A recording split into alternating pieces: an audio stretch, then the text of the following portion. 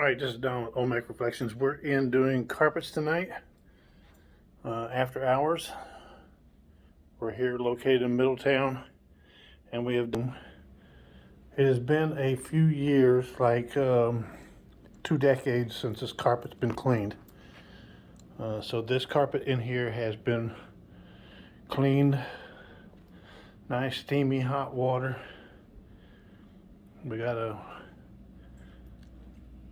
We put our product on it. That's what we started off with. Like that. We're going to do that tomorrow night. And we're done in here at the office.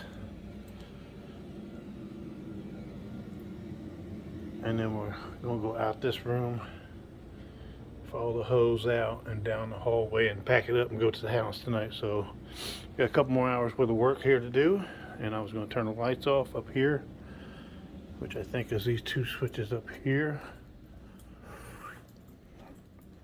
Front door is locked. I made sure they made sure it was locked.